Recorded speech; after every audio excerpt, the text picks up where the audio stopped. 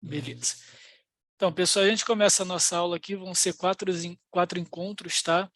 É, é pouco tempo para muito chão aí, mas a ideia é a gente dar um panorama aqui nessa doutrina, a doutrina da salvação, tá? O nome oficial é soterologia, mas a ideia é a gente olhar como a obra de Deus, particularmente na nossa vida, é executada, do que a gente é salvo, como que a gente é salvo, como que Deus opera em nós, como que Ele transforma o nosso coração. Então a gente vai passar aí os próximos 4 segunda-feiras, sempre às 9 horas, procurando entender aí esse grande plano de Deus que Ele executa na vida de cada um de nós, tá? Então, para isso, a gente vai trazer aqui, vamos começar aqui a nossa reflexão, respondendo a seguinte pergunta, né? Como é que Deus salva as pessoas? Tá? E essa afirmação está aí, a salvação é uma obra trinitária e de eternidade em eternidade. Só essa frase aí já dá muito para a gente, muito chão aí para a gente percorrer. Então, o que eu quero dizer como a salvação sendo uma obra trinitária? Que ela é uma obra completa, né, do Pai, da pessoa do Pai, da pessoa do Filho e da pessoa do Espírito. Né? Muitas vezes a gente tende a pensar em salvação como aquela salvação, a nossa salvação. É óbvio que a gente está falando da salvação do homem, sem dúvidas, mas a gente, às vezes, reduz ou se concentra, quando a gente vai pensar em salvação, na obra do Espírito ali no momento da conversão, quando você aceita Jesus como seu único suficiente Salvador, ou quando você reconhece que Deus te amou, que Cristo te amou a ponto de morrer pelos seus pecados. Então a gente considera que isso é salvação, mas isso é uma etapa da salvação, é um ato da salvação, mas não é o todo da salvação. A salvação é uma obra muito mais complexa e que envolve todo o ser de Deus, as três pessoas da Trindade. E não só envolve as três pessoas da Trindade, como ela também nasce na eternidade e se estende até digamos assim, se isso fosse possível, até o outro extremo da eternidade. E aí que começa a nossa dificuldade de compreender o todo da obra de salvação. Porque como seres temporais, a gente consegue até conceber um, uma ideia de eternidade para frente. Né? Então, quando a gente fala, olha, a gente vai morrer, ressuscitar em Cristo e viver por toda a eternidade com Deus. Isso é plausível, isso é factível, isso é tangível para a nossa mente, porque nós conseguimos pensar, por exemplo, num cronômetro que deu o start e agora ele vai seguir ad eterno. Né? Ele nunca vai ser parado, nunca vai ser pausado. Mas quando a gente fala de eternidade para trás, aí o negócio fica enjoado, porque a gente não está acostumado com essa ideia. Nós, como seres temporais, a gente tem um começo. E a nossa referência de vida é sempre uma referência de algo que um dia teve um começo. Então, quando a gente fala de eternidade para trás, algo que sempre existiu, no caso, Deus sempre existiu, Deus decretou antes da fundação do mundo, desde a eternidade, fica mais difícil para a gente compreender isso. Isso só mostra que a obra de salvação é muito maior do que a nossa compreensão. Tá? Mas isso não significa necessariamente que ela não pode ser compreendida de uma forma suficiente aí para a nossa aproximação de Deus, para a gente conhecer quem Deus é, para a gente amar a Deus, tá? Então, aquilo que é possível de nós, seres humanos, temporais, limitados, conhecermos e aprendermos da salvação, está revelado na Escritura. Mas, de novo, já fazendo um disclaimer aqui, a gente não vai conseguir esgotar todas as nossas dúvidas, os nossos questionamentos, as nossas perguntas, porque realmente a obra da salvação, a realidade eterna da salvação, vai muito além da nossa própria existência, né? Mas eu tentei aqui fazer um desenhozinho, uma ilustração que pode nos ajudar aqui a organizar algumas verdades que a gente encontra na Bíblia, tá? Acerca da obra da salvação.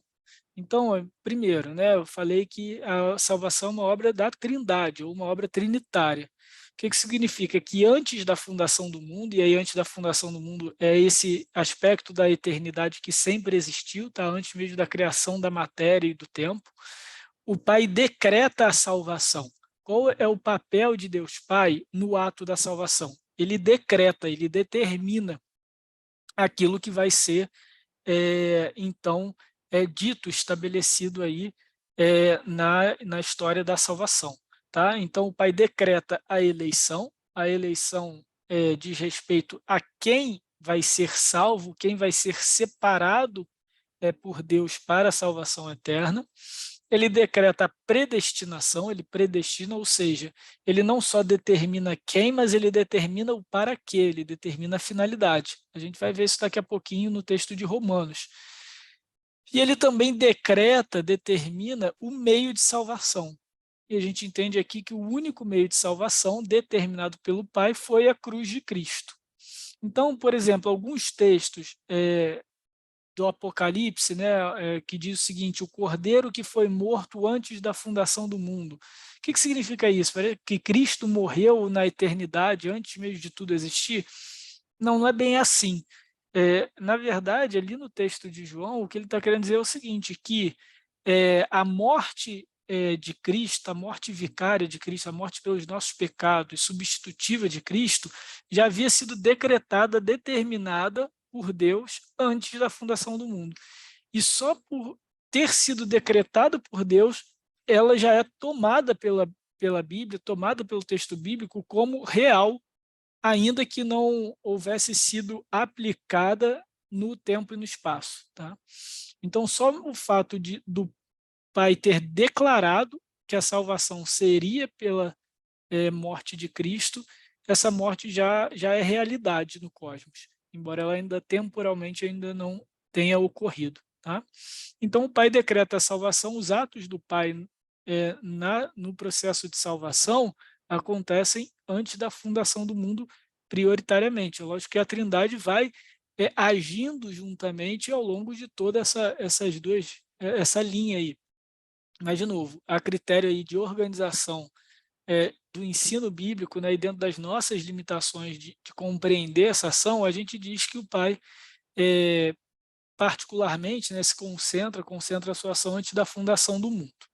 Quando a gente fala da obra do Filho, especificamente sobre a criação, sobre a salvação, tá, pessoal? A gente sabe que tanto a obra do Pai, a obra do Filho e do Espírito, Deus é sempre atuante, né, em toda a história. Mas aqui a gente está falando, está dando um recorte na salvação. Então, o Filho compra a salvação. Se o Pai decreta a salvação, o Filho paga o preço para essa salvação de fato ocorrer. E ele faz isso na cruz. Né? É a expiação pelos nossos pecados e a propiciação pelos nossos pecados. A expiação é a retirada de culpa. Tá? E a propiciação é o aplacar a ira de Deus. Então, quando Cristo morre por nós e entrega a sua vida no nosso lugar, o que ele faz? Ele retira o peso, a condenação dos nossos pecados de nós mesmos, então ele expia os nossos pecados, e ele é a nossa propiciação, ou seja, ele se coloca entre a ira de Deus, a ira justa de Deus, que nos condenaria à morte, e nós mesmos. Então, ele sofre a nossa morte ao se colocar na nossa frente. Tá? Então, esse seria o sentido aí de propiciação. Mas de forma bem resumida. Tá? Se ficar alguma dúvida nisso, a gente tem o nosso momento aí no final de dúvidas e de perguntas. Tá? E o Espírito Santo, o que ele faz? Ele aplica essa salvação que já foi decretada pelo Pai, que já foi comprada por Cristo na nossa vida. O Espírito Santo aplica e garante a salvação, ele é o penhor da nossa salvação. Não é isso que o texto bíblico fala? Ele é a garantia da nossa salvação. É o próprio Espírito em nós que garante essa salvação. Mas ele não só garante, ele aplica. Então a gente pode dizer o seguinte, que a obra do Pai na salvação, no que diz respeito à salvação, ela majoritariamente acontece antes da fundação do mundo, né? Então, na grande história cósmica, a obra do Filho vai acontecer especificamente ali na cruz, então ali é a história da salvação, E o Espírito Santo aplica a salvação na nossa própria história, a nossa história individual. Tá? E aqui a gente tem as principais, no que diz respeito a nós, obviamente, né? Todos têm igual peso, igual importância, mas são as principais ações, os principais atos quando diz respeito à nossa transformação, à nossa salvação que já é aplicada, que já ocorre aqui nessa vida. Né? Então, o Espírito vai ser quem vai nos chamar, né, para Deus, quem vai nos atrair para Deus, ele vai nos regenerar, vai mudar a nossa condição de pecador, vai mudar o nosso coração, a nossa disposição do coração para aí sim podermos amar a Deus. É o Espírito Santo que aplica a justificação que vem da fé. É o Espírito Santo também que faz com que sejamos adotados por Deus como filhos de Deus, né? É o Espírito Santo que agora vai transformando a disposição do nosso coração à semelhança de Cristo, então essa melhoria contínua, essa transformação contínua a gente chama de santificação, e ele garante tudo isso, é a nossa perseverança. Tá? E no final das contas, a gente também tem, óbvio, como eu falei, não tem como a gente excluir ou restringir a ação de cada um, nesse processo a gente, no final das contas, tem também a ação do Filho. Então, o Filho também é aquele que é o nosso mediador, é aquele que leva as nossas súplicas, as nossas orações para o próprio Deus. Então, ele não só media a nossa salvação, mas ele também media aí as nossas petições e ele é o nosso intercessor, né? O que João vai falar na sua primeira carta lá no capítulo 2, que se nós pecarmos, nós temos um advogado junto ao Pai, Jesus Cristo, o justo, né? Ele intercede por nós. Tá? Então, Cristo continua essa obra aí, agora ao lado do Pai, e o Espírito segue fazendo a obra em nós, no nosso coração. E no final das contas, na restauração de todas as coisas, nós temos a glorificação, que é quando o Espírito irá nos transformar plenamente à semelhança de Cristo. Então, a gente vai ser liberto, livre, 100% de uma vez por todas, do pecado. Então, seremos transformados fisicamente e espiritualmente. Tá? Isso é uma obra também do próprio Espírito Santo. Então, veja, quando a gente fala aqui da obra da salvação, a gente vê que tem que dos atos de salvação, eles se concentram em grande parte, quando a gente fala da nossa vida pessoal, né, na obra do Espírito. E é exatamente aqui que a gente vai concentrar os nossos estudos ao longo dessas aulas, justamente porque aqui a gente vai fazer só um panorama, né? Cada um desses pontos aí já merecia mais de um mês de aula, a gente sabe disso, mas a ideia é o seguinte, é a gente se concentrar na obra do Espírito Santo, na aplicação da nossa salvação na nossa vida, porque é o que a gente vive no nosso dia a dia.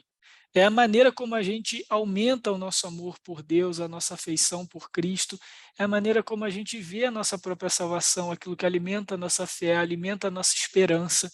Então, justamente porque a aplicação da nossa salvação é tão aplicável, né, na nossa vida, no nosso dia a dia, no nosso cotidiano, é que a gente vai concentrar aqui os nossos estudos justamente na obra do Espírito nesse processo de salvação, beleza? Então, vamos seguir aqui. O texto quando a gente fala aqui de atos de salvação, né, um texto muito chamado aí, muito conhecido no meio teológico, é Romanos 8:28, tá? O texto que por alguns é chamado da corrente dourada. E aí daí tira-se também o termo ordem da salvação, ou em latim aí ordus salutis, aí vai depender de quem está dando a aula. Tá? Aqui eu chamei atos de salvação, por quê? Porque quando a gente fala de ordem de salvação, a gente pode incorrer num erro de dizer o seguinte, que essa ordem é como se fosse aí uma escada, um degrau, então necessariamente um precisa ser concluído para começar o outro. E foi o que eu falei no início, né? A obra da salvação, ela é muito complexa, ela nasce na eternidade, né? Vai de eternidade a eternidade.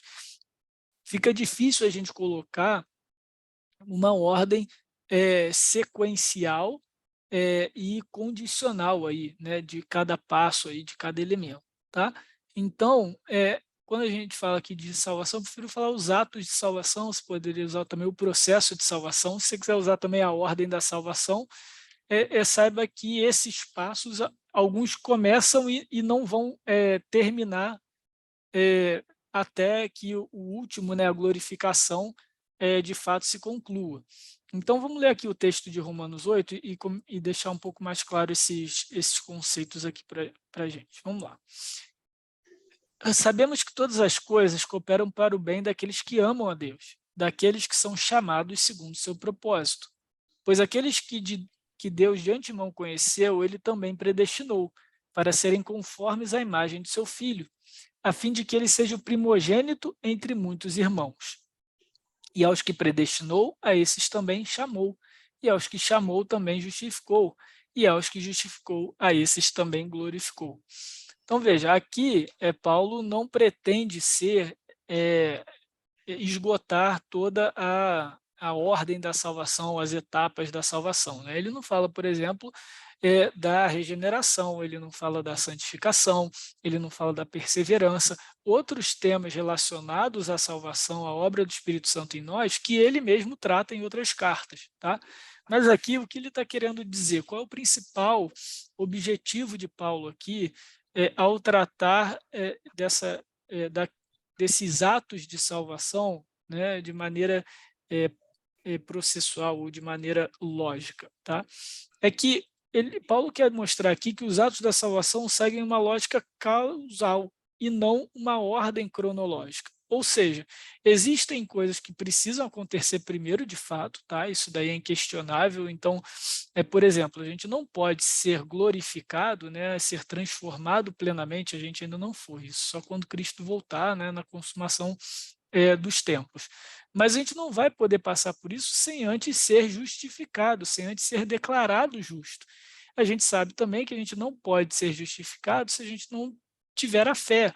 O justo viverá pela fé e a justificação vem somente pela fé. A justificação vai ser um tema de uma das nossas aulas, a gente vai ver isso.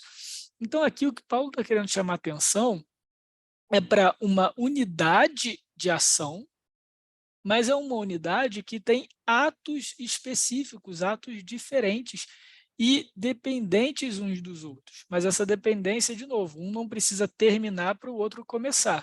Alguns são estanques na eternidade, né, como a gente viu no slide anterior, né, Deus declara quem são os eleitos. Esse conhecer de antemão também é algo que vem de Deus desde a eternidade, tá?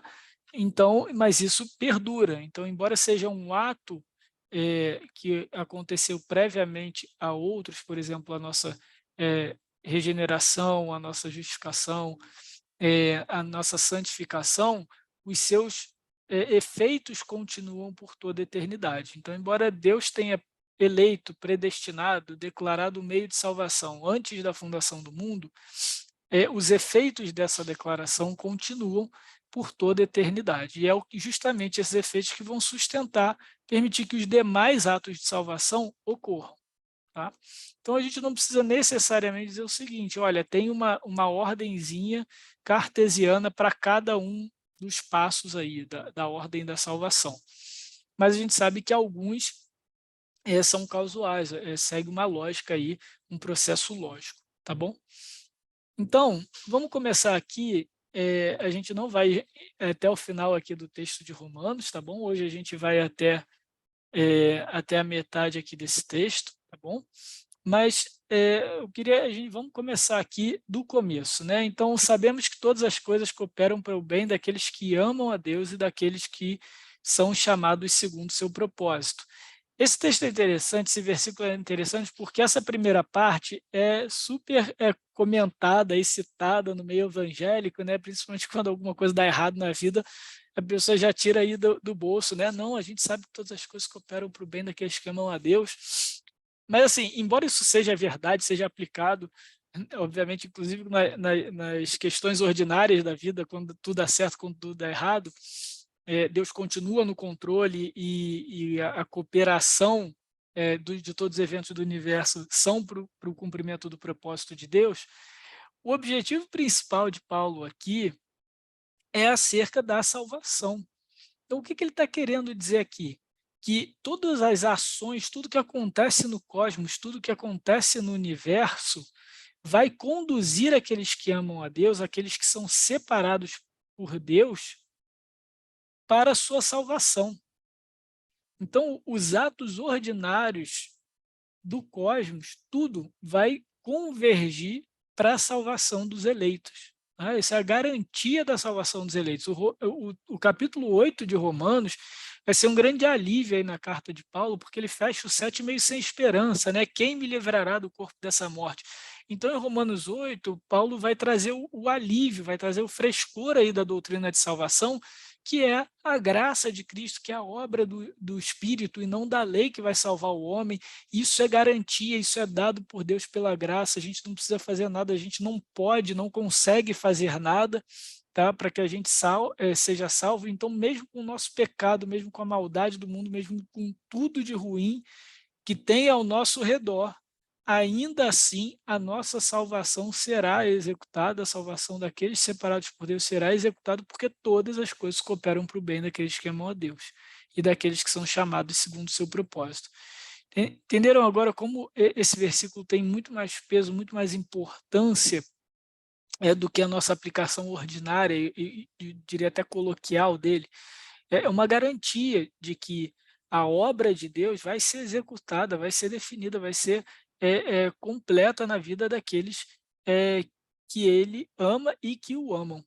Agora, uma pergunta que a gente precisa fazer é o seguinte: quem são esses que amam a Deus? Esses que amam a Deus, né, lendo o texto, né, são aqueles que são chamados segundo o seu propósito. Ou seja, há aqui uma relação de dependência entre essas duas afirmações. Por quê? Quem são os que amam a Deus? Aqueles que foram chamados com um propósito. Qual o propósito? E aí ele vai desenvolver, né, o propósito de serem feitos conforme a imagem do seu filho, é de serem salvos, de serem glorificados, de serem separados. Então, aqui fica muito claro na teologia de Paulo que os que verdadeiramente amam a Deus são aqueles que foram separados por Deus, foram aqueles que foram chamados por Deus, eleitos por Deus, predestinados, tá, a serem feitos à imagem do Filho. E aqui o versículo de João 5,19, né, 1 João 5,19, está errado aí no slide, isso deixa mais claro ainda, né? Nós amamos porque ele nos amou primeiro. Então, há uma relação muito forte entre, primeiro, Deus nos separar para o seu amor e então nos capacitar a amá-lo. Tá? Então, é assim que Paulo vai abrir, vai contextualizar, então, esse processo, os atos de salvação aqui que ele apresenta em Romanos 8. Tá? Então, vamos andando aqui mais um pouquinho, passo a passo, nesses versículos. Então, primeiro, pois aqueles que Deus de antemão conheceu, ele também predestinou para serem conforme a imagem de seu filho. Então, aqui, Paulo vai tratar, digamos assim, quem são os predestinados? Quem são estes que Deus separou para si e determinou que seriam salvos, que seriam regenerados, refeitos à imagem do Filho. Tá? Quem são? São aqueles que de antemão Deus conheceu, que Deus conheceu previamente. E a gente precisa agora entender o que é esse conheceu de antemão. Tá? Algumas pessoas vão pegar um texto de 1 Pedro, né, esse texto que está aí, para tentar explicar o que seria esse conhecer de antemão. Olha só o que 1 Pedro vai nos dizer. Eleitos é a saudação de Pedro, tá? Então ele está falando, olha, vocês eleitos segundo a presciência de Deus Pai, em santificação do Espírito para a obediência e a aspersão do sangue de Jesus Cristo.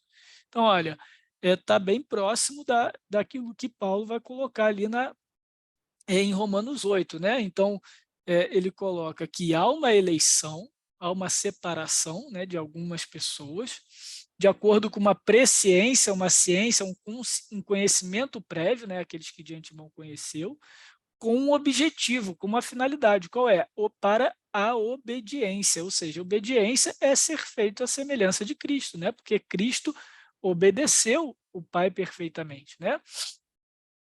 e para a obediência e a aspersão do sangue de Cristo. Aqui a aspersão do sangue de Cristo é a propiciação, ou seja, para nós sermos protegidos, né, pela própria morte de Cristo, para que a ira de Deus não seja aplicada a nós, mas tivesse sido aplicada a Cristo na cruz. Então, essa é a finalidade é essa. Então, vocês vejam, é bem próximo do texto de Romanos. Então, alguns vão pegar esse termo aqui, essa palavrinha aqui, presciência, e dizer o seguinte, olha só, então, aqueles que ele conheceu de antemão, na realidade, Deus olha para o futuro, tá? Isso daí na eternidade, né? Lembra que Deus decretou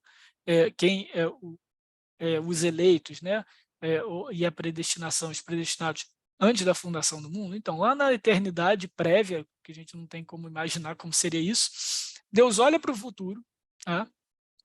E vê quem usaria do seu livre-arbítrio, usaria da sua liberdade para escolher a Deus, e aí, a partir desse conhecimento prévio, ele então predestina e elege, enfim, aí continua aí o texto de Romanos. Tá? Isso daí é a interpretação de alguns que querem fugir da eleição, querem fugir da doutrina da eleição, que vai dizer o seguinte, não, a eleição, como diria os reformados, ela é incondicional, ou seja, ela não é de acordo com algo que Deus previamente viu, previamente conheceu a respeito daquele sujeito, daquela pessoa, e aí então escolheu. Então as pessoas, para evitarem esse tipo de interpretação, que é a nossa interpretação na igreja presbiteriana, vão olhar o seguinte, não, essa presciência é Deus olhando para o futuro e agindo em resposta àquilo que o homem, que o ser humano já fez com a sua liberdade.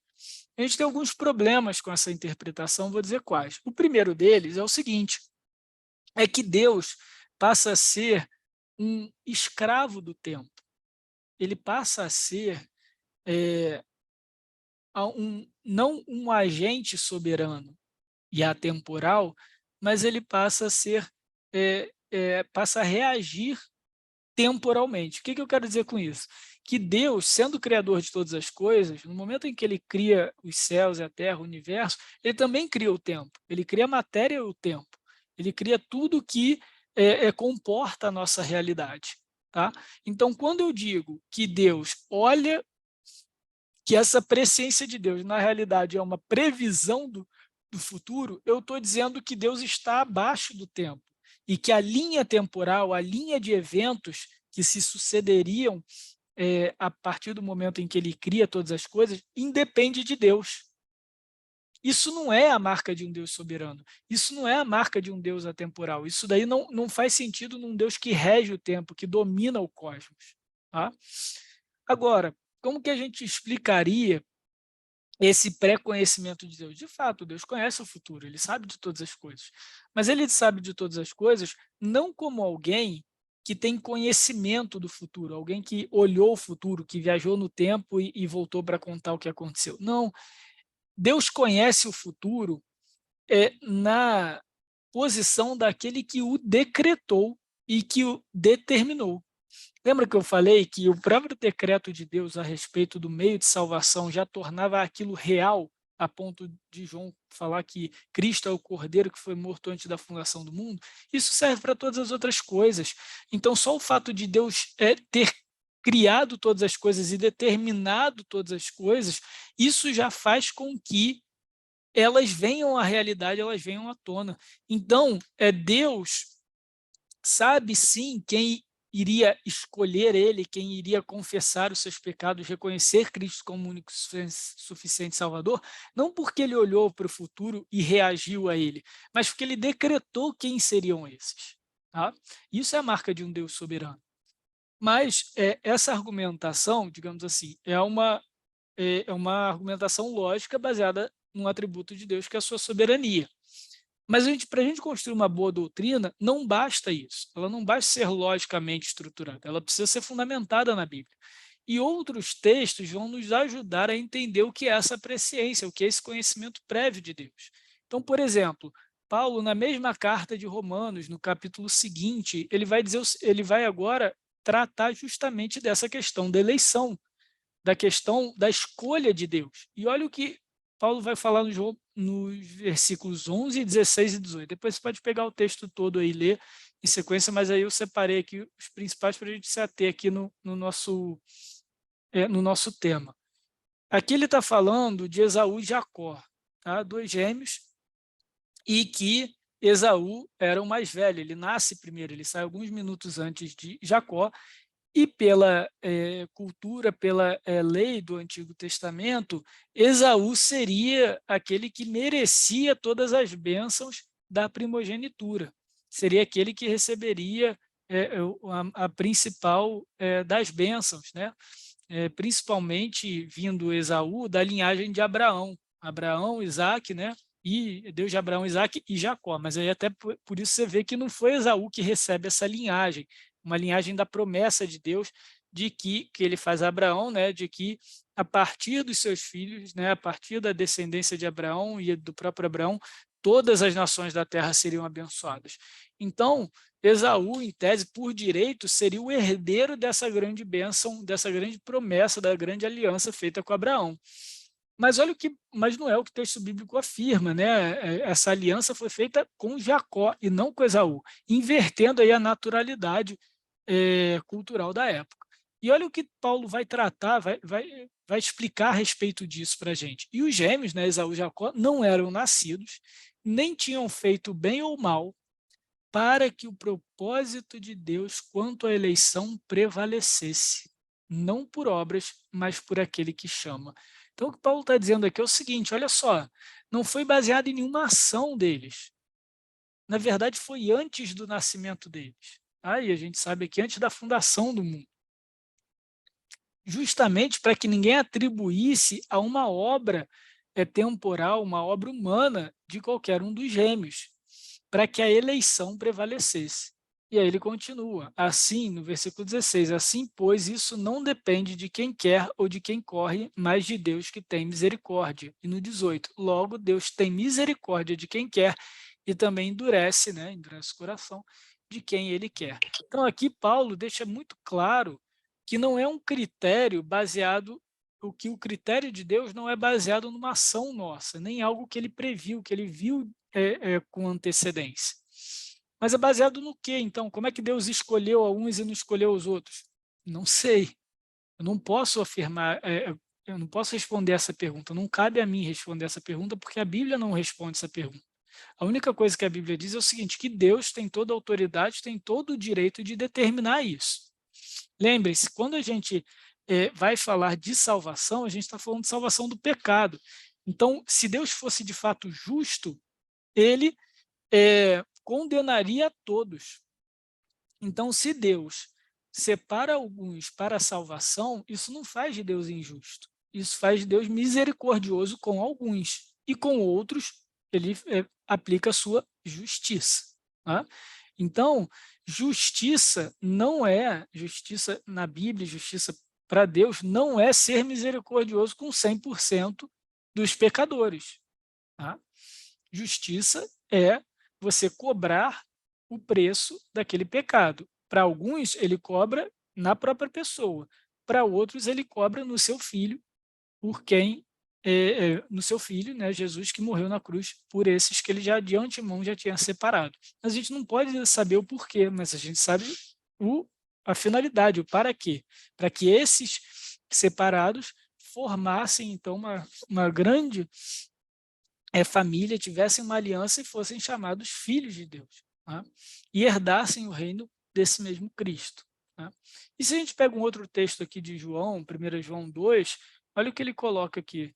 E nisso sabemos que o temos conhecido, se guardamos os seus mandamentos. Lembra que no texto de Romanos 8 ele vai falar, né, aqueles que de antemão conheceu. Então a gente já entendeu aqui que não seria por um conhecimento prévio. Então o que é esse conhecimento? É o próprio amor de Deus, é aqueles que de antemão ele amou de uma maneira diferente, amou de uma maneira específica, uma maneira a ponto de dar o seu filho para morrer por esses. Tá? Então, como que a gente defende isso? Né? Aqui em 1 João ele coloca, nisso sabemos que o temos conhecido, se guardamos os seus mandamentos. Em outro momento, Jesus, isso também está registrado no Evangelho de João agora, ele vai dizer, aquele que tem os meus mandamentos e os guarda, esse é o quê? Que me ama. Ou seja, conhecer a Cristo é guardar os seus mandamentos, e guardar os seus mandamentos é amá-lo. Logo, conhecer é sinônimo de amar. E se a gente continua aqui o texto de 1 João, fica mais claro ainda. Aquele que diz, eu o conheço, mas não guarda os seus mandamentos, é mentiroso e a verdade não está nele. Mas quem guarda a sua palavra, nele verdadeiramente tem sido aperfeiçoado o amor de Deus. Então, com isso, agora a gente pode afirmar claramente que aqueles que Deus de antemão conheceu foram os que de antemão foram amados por Deus, né? Então, esses que foram amados por Deus de uma forma especial, de uma forma específica, esses foram predestinados, ou seja, foi-lhes determinado um futuro eterno com o próprio Cristo, que seriam regenerados, seriam transformados à semelhança desse Cristo. Cristo é esse primogênito entre muitos irmãos, ou seja, agora seríamos declarados filhos de Deus, tratados como filhos de Deus, assim como o próprio Cristo é. Mas ele é porque ele é o próprio Deus.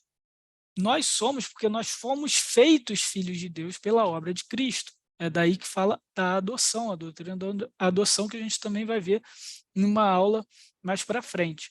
Então, esses Deus predestinou para um objetivo. A predestinação, então, é a separação na eternidade para sermos refeitos à imagem de Cristo, para sermos regenerados. Tá bom? E aos que predestinou, a esses também chamou. Então, a gente vai até aqui hoje, tá? A predestinação e esse chamar. Então, o que é isso? É quando Paulo fala, esses que ele predestinou, a ele também chamou. Que chamado é esse? Né? Será que é um chamado genérico, igual Mateus vai citar, muitos são chamados, mas poucos são escolhidos? Não, não é isso. Porque aqui, embora, de novo, a gente não tenha uma ordem cartesiana entre cada um desses pontos, eu vou só voltar aqui, fica muito claro que todos aqueles que foram conhecidos, né, amados por Deus de antemão, também foram predestinados. Olha só o também aqui. Ele se repete no texto.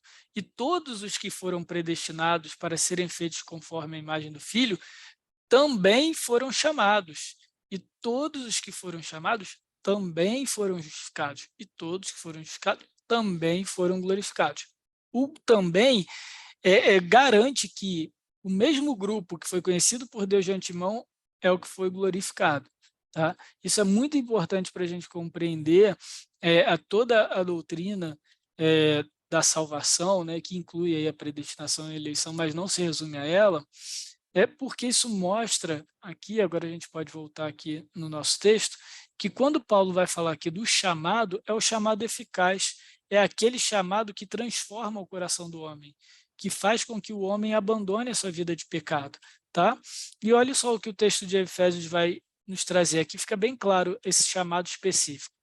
Ele lhes deu vida quando vocês estavam mortos em suas transgressões e pecados, nos quais vocês andaram no outro tempo segundo o curso desse mundo, segundo o príncipe da potestade do ar, do espírito que agora atua nos filhos da desobediência. Entre eles também nós todos andamos no passado, segundo as inclinações da nossa carne, fazendo a vontade da carne e dos pensamentos, e éramos, por natureza, filhos da ira, como também os demais. Então, o que Paulo está falando aqui? Que a obra de Cristo mudou a disposição do nosso coração, mudou a realidade da nossa vida, quem nós somos por essência. Essencialmente, antes da obra de Cristo, antes da obra do Espírito Santo em nós éramos tidos como mortos, nós éramos tidos como filhos da ira, filhos da desobediência. Então, isso é muito forte na doutrina da salvação, porque, primeiro, não tem como a gente defender uma cooperação de mortos na sua própria ressurreição. Então, veja, a gente tem exemplos aí de milagres de Jesus, os milagres de Jesus sempre apontam para algo maior da sua obra. Tá? Então, por exemplo, a ressurreição de Lázaro. A ressurreição de Lázaro, Jesus chega na porta da tumba de Lázaro e chama para fora. Lázaro, sai. Então, não é uma oferta, não é um pedido, não é um convite que aí Lázaro lá morto, já há 4 dias apodrecendo, como fala o texto, ele vai escolher se ele vai ouvir ou não. É diferente de alguns dos outros milagres que Jesus chega aí, o que você quer que eu faça por você? Ou você quer que eu te cure? Né? Em Lázaro não, digamos assim, Lázaro não tem escolha, o chamado de Cristo é eficaz, ele vai cumprir o objetivo dele, tá? Porque justamente isso é um pouco óbvio, por causa da realidade da situação de Lázaro. Ele está morto, ele não tem como reagir, é por si só. Tá? E quando o texto vai continuando, né, a gente vê aqui, deixa eu ver, opa, tá.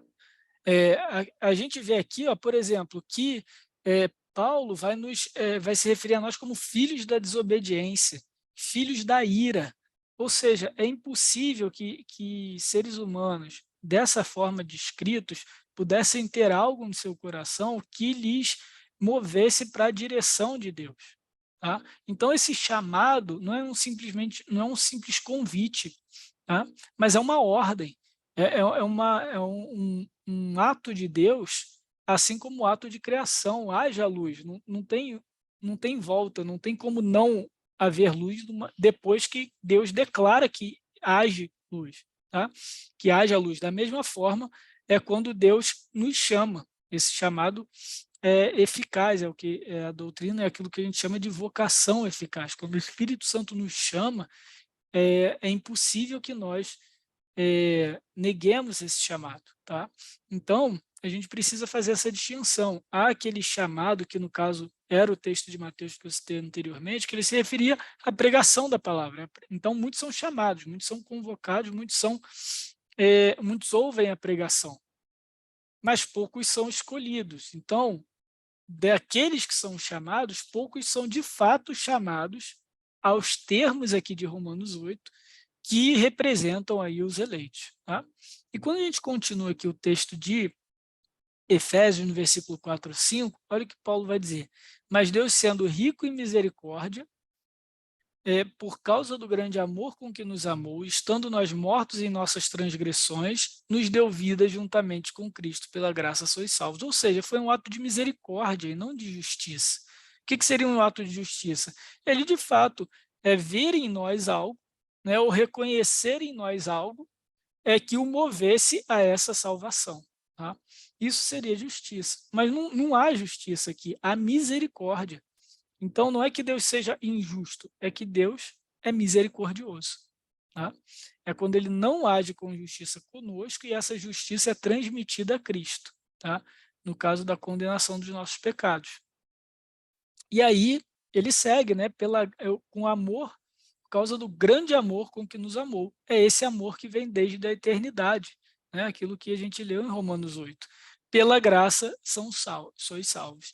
E aqui a gente já vai fechando nosso panorama, né? O tempo avança bem rápido, mas o que eu queria só destacar duas características dessa graça aqui, que salva, a graça salvadora. É a graça de Deus que é operante e preveniente.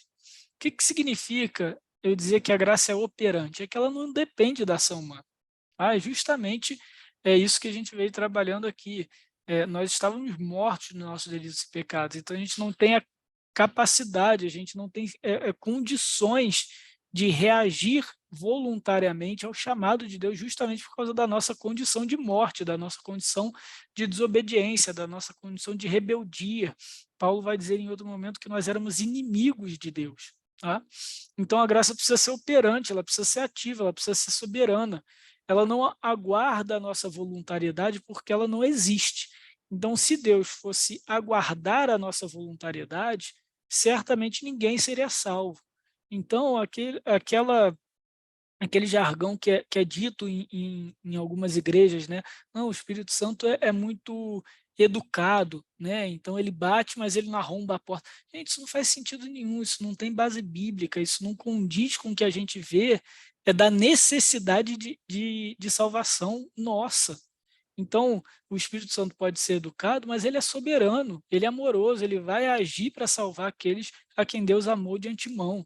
Ele não vai esperar a nossa liberdade agir, porque ela sempre vai agir ao contrário de nós, até que ele transforme a nossa condição, e aí sim a gente pode agir conforme a sua vontade. Então, num primeiro momento, a graça é operante, e depois da regeneração, a graça passa a ser operativa, ou seja, aí sim, pela graça, agora que eu creio em Cristo, agora que eu sou regenerado pelo Espírito, eu posso livremente não pecar, escolher não pecar, tá? Mas eu preciso da ação do Espírito Santo ainda para me sustentar nisso, porque eu não sou perfeito, tá? Mas a graça é operante no início.